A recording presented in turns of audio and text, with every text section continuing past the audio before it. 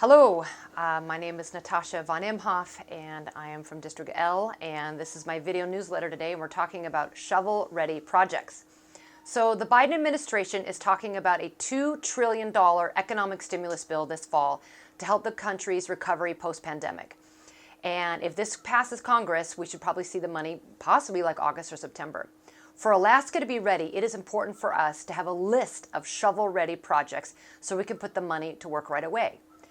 Like you, I've asked, what list? Who has a list of shovel-ready projects? There is no central list per se. So the purpose of this video is to call upon Alaskans, both in the public and private sector, now to talk about how we envision Alaska's future and what we need to do to build and realize that vision. So we start by creating a statewide asset list. What makes Alaska unique? We have tourism and fish and minerals and oil and gas and timber and our cold climate, and our location is high above the globe between Asia and Europe. We have many government financing corporations like ADA, Alaska Energy Authority, and the Department of Commerce and Economic Development. We have an abundance of energy to power those opportunities, and I'm talking about oil and natural gas, sunshine for part of the year, rivers and tides for hydroelectric. And most importantly, we have an educated workforce, as well as good workforce development programs for anybody who wants to improve or change their job and career.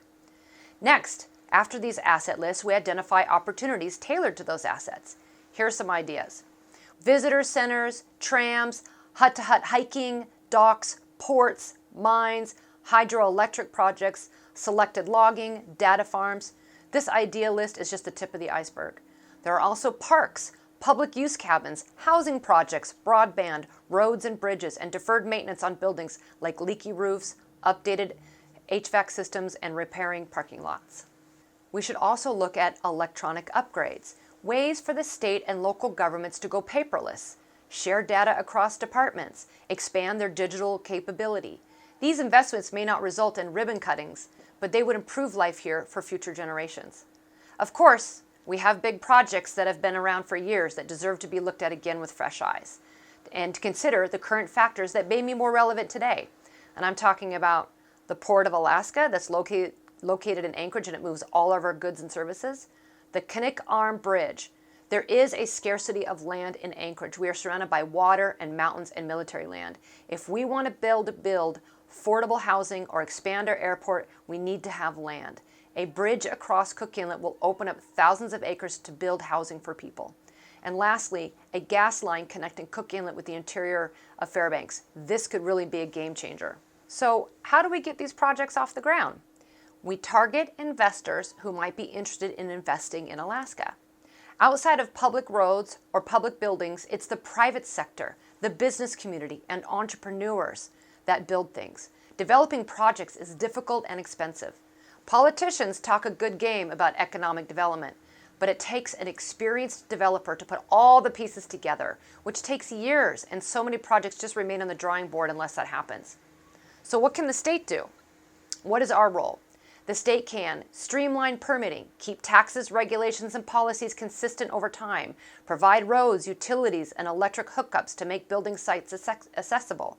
The state can provide some grant money, provide low-interest loans to leverage larger amounts of private and other funding. So let's take one example, the South Denali Visitor Center.